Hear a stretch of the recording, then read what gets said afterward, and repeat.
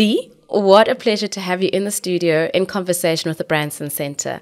I'm thrilled to have you here sitting in front of me having a conversation about being an angel investor, what it means to enable other entrepreneurs, and I think your specific focus in terms of enabling women entrepreneurs.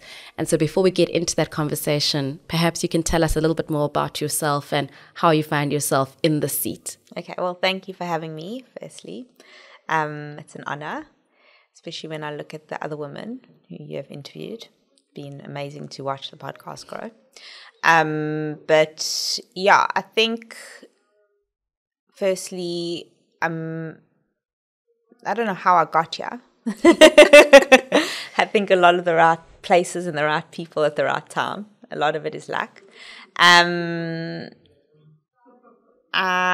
got very focused on growing women in business through our own business. We have a digital marketing business for insurance companies. And I think there we started to see the impact we can have on women in the business.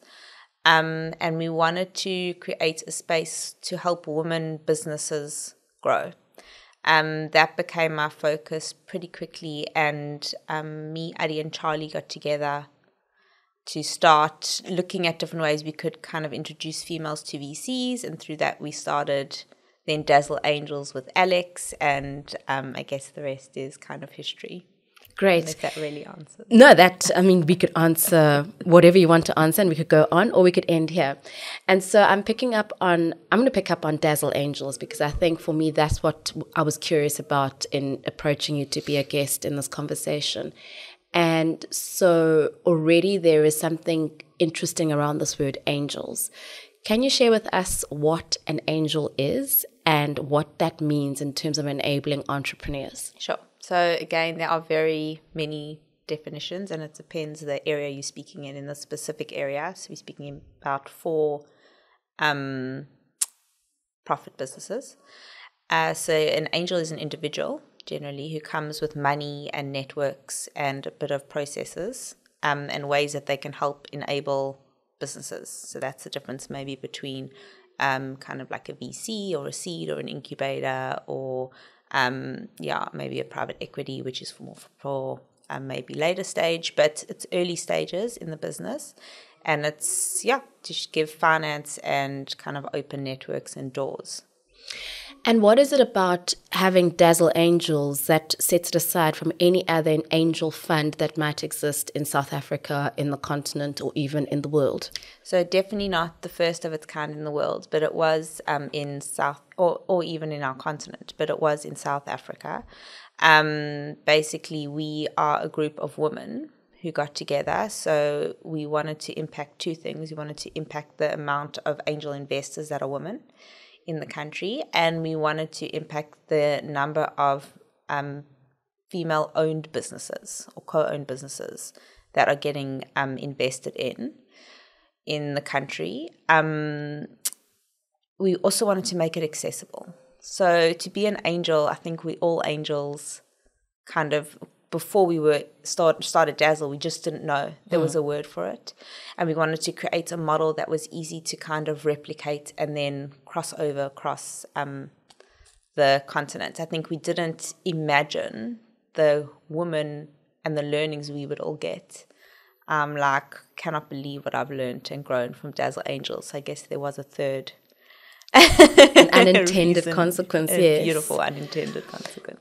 Which for me is really intriguing and perhaps excites me a little bit because in the Branson Center, we talk about, enabling entrepreneurs at early and even starting to mature in their businesses by giving them access to network, market opportunity and finance. And it sounds like Dazzle is doing this for women-owned for-profit businesses that are quite early stage. And so what we found in the Branson Center is that before you even think about what it is that an investee, perhaps in your from your context, needs, they might need to actually sit down and have a very good think about purpose. And I'm wondering if in the angel investment world or perhaps in the world within Dazzle, where does purpose come in when an entrepreneur is thinking about approaching an angel or a group of angels? Well, it's a great question. Firstly, I don't think It's not an easy question, but maybe if I can give an example of the purpose around Dazzle. So we were very specific that we did not want a unicorn. So you hear about unicorns, and we wanted a company that is a zebra. And how zebras were defined is that they work together to grow the ecosystem, so to grow the whole. So they have this impact understanding, and they don't need to kill everything around them and grow to be the monopolizer. So we call Dazzle Dazzle because a group of zebras is a dazzle of zebras. I could get into a game about collective nouns because I'm going to ask you, do you know what the collective noun of giraffes is? A crossing? No. What? A group of giraffes on the move is called a journey. I love that. But anyway. Do you know what a group of pandas is? No. Embarrassment. Okay. But a journey of giraffes. A journey of giraffes. I love giraffe. I think they're amazing. Talk about giraffe for the rest. But coming back to this idea of a dazzle of angels. Sorry, so a dazzle of zebras. And I think I'm so in love with this concept where some of us in the ecosystem, Branson Center included, are saying that we're not necessarily enamored with the idea of creating these soul unicorns that go out by themselves, but being part of a dazzle of zebras who then are there to, solve for big problems in terms of, nurturing the savannah, and at the same time working as a group, as an ecosystem in the herd, and collaborating with other players in terms of what you see zebras doing out in the wild with the wildebeest or any other grazers. So that's exciting before I go down a very intense sort of safari with you. Thank you for sharing that with us. And so let's go back to, you were using this example of that's the purpose of Dazzle, is to make sure that it's about creating collective growth and creating collective impact. What's Lee's purpose? Sure. Lee's purpose, and it's taken me a while. So I think, and I'm sure it's ever changing, but really, I really do believe that my purpose is to empower other women. I think it's to make sure that I'm empowered enough to empower other women who are empowered enough to empower other women who are empowered enough to empower other people. Because I believe if we are empowered enough to empower, and we empower those around us, and we all work like that, everything is solved and everything works. And so in everything working, I'm an entrepreneur who wants to be part of this collective of empowered and empowering people, whether it's through myself as an individual or through my business. At which point am I coming to you to think about acquiring some sort of investment from you or going into partnership with you as an angel investor? At what point can I start thinking about this is an appropriate time for me to talk to an angel investor? So I think know the mandate of the different kind of investors you're going to. So Dazzle, firstly, we had small ticket sizes. We looked for companies who were co-female owned, so majority had to be female, although we have kind of veered a little bit from that depending on who we wanted to solve for. And the team was very important to us. It was, are they kind of tech-enabled? So you don't need to be a tech-focused company, but you need to be enabled. You have some kind of defensible IP. And you had to have some proof of market. If you didn't have that and didn't read that, immediately we're the wrong kind of group for you. And then to go to angel investors, they want to be involved. They want to be involved. They want to be able to open doors. We want to be able to make a difference to you. So we're more of a partner, but our ticket sizes were small. And we get a smaller amount of your business. So VCs will take a giant chunk of your business. They will give you a lot of money. So it does depend what you want. We also had, what we try to do at Dazzle is use, there's kind of new different financing models, and I won't get into them, but mechanisms that help you be able to buy back your equity. Because we saw massive gaps in the market. So the VC world that exists overseas does not exist in South Africa. And we are not ready for it, and that's good. And it's also tough because it means that we need to create our own systems here. But the one thing that a lot of people said is a lot of female entrepreneurs don't want to give away equity as quickly as male entrepreneurs do. We did not see that as a problem, because I don't know if the solution is always to give away your business and to give away your control. So it's interesting because I think we often talk about this idea of non-extractive financing in the Branson Center, and it's a series of very fancy sounding words when they're put together.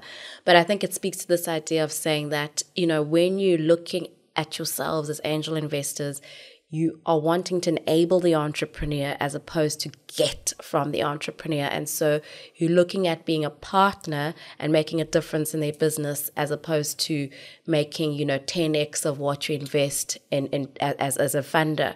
Would that be correct, or is that something where I stand to be corrected? I don't know if it needs to be one or the other. Maybe. So, yes, I think it's more patient capital, but it's a mutual gain. It's a mutual it's a partnership. Yeah. It's not a solo, so I think we're saying the same thing. Yeah. But so with Dazzle Angels, which is for impact, for profit, we will make a return. And one of the reasons, in fact, that we very definite about female co-owned is because they've been proved to bring double the returns that a male owned. Right. Solo-owned business brings. So I think it is about the mutual benefits, because you want to make returns, or why else? Obviously, this is a partnership, and it's a partnership embedded in doing good business, and perhaps maybe a partnership embedded in changing business for good. So everybody is looking for a return. The business is coming in and looking for the return of a scaled and scaling business that can also, scale its impact. You as the investor, from an angel funder point of view, is you're looking to get some sort of return. It's not one or the other, as you say, nor is it only about one thing. And so you don't have to have a trade-off, but it's saying that the two can exist together. And so that excites me when I start thinking about my very fancy terminology of non-extractive financing. Which I'd never heard until Isn't it great? But it also takes us really back into what it means about having an angel in your business who's not just throwing the money at you, but is actually invested in getting involved in your business, opening doors, and ensuring that this business is set up for success. Yeah, and I think what we didn't realize going in was how much time it takes.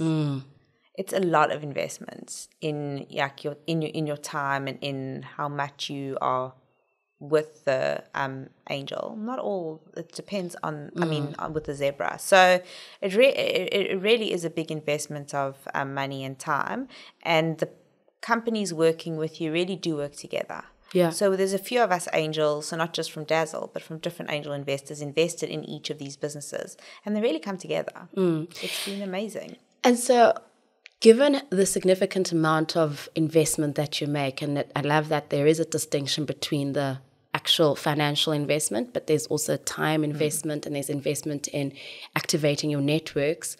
What do you expect back from the entrepreneur? What is this bare minimum when you know that this is a good enterprise, we're about to go into a good partnership because I will get ... from them? So I think firstly, is the business a business that can scale and that can grow? Is the team a team that we would bring over for dinner and be able to have conversation with, and are they coachable? Because not everyone is good at partnering, and that's fine, but we don't want to work with people who aren't good at partnering. And not everyone is coachable. Right. So you can sense that quite quickly, and you sense it quite quickly through the DD. But we had a... DD. What's that? Oh, gosh. Due diligence. Great. I know, but I say, oh, gosh, because it really is and sorry, I know being on the side of a company who needs investment as well as being on the side of the investor, DD is a whole podcast you can have Should we with have a someone separate else. conversation about DD? I love it. And you know what? That is an excellent idea. So, but we will park that and almost put an asterisk to the conversation around DD/due diligence for the entrepreneurs. But I think what it's telling us is that there's an art and a science to this. So the art is, as you mentioned, in terms of, is this an enterprise that has a team of founders who we can have dinner with? Is this an enterprise that has a team of founders who are coachable? Is this a team that is actually going through its growth process from a partnerships approach? That's the art. And that's an important core human skill that is important to the growth of this business. Then there's the science, which is there are a set of indicators of success that we absolutely need to knock out the park if we're going to partner together. And then that becomes our DD. So I think today we can still sort of sit on the art side of things because it's our first time having a conversation about angel investors and angel investment. And that's okay. We're introducing it from the core.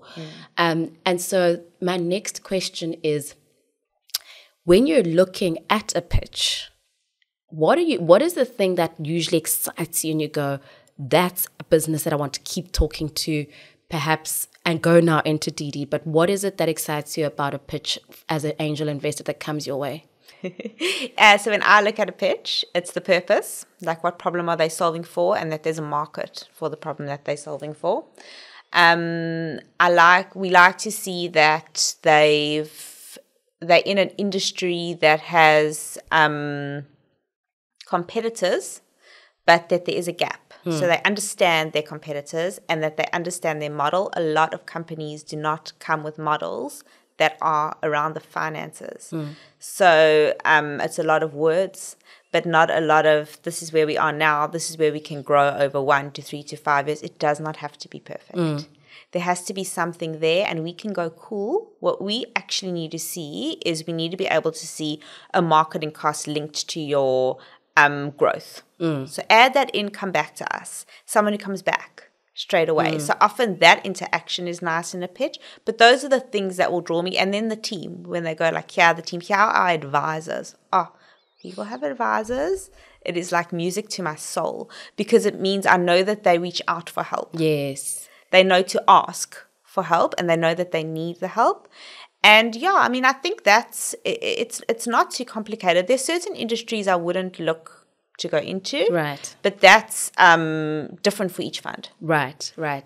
I think for me what's been really helpful in this answer, but also throughout this conversation, is that the thing about the angel and angel investors coming into businesses is the fact that because it's so deeply focused on enabling the business and the team of founders, it is a partnership, which means that it's a conversation. It's an exchange of, issues, but it's also an exchange of solutions.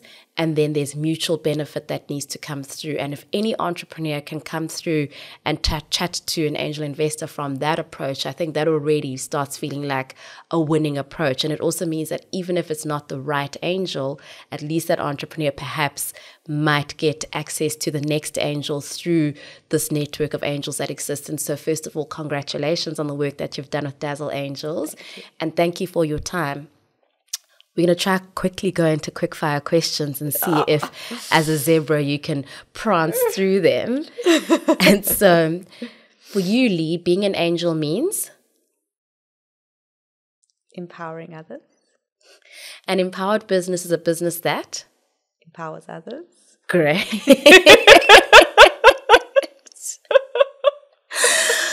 Angel investment is? Is easy. Angel investment is easy. That's incredible. Thank you so much for your time, Lee. And I can't wait to have another conversation, maybe with you or maybe with another angel about DD, due diligence. Thanks. Thanks for having me. It was very fun. Thank you.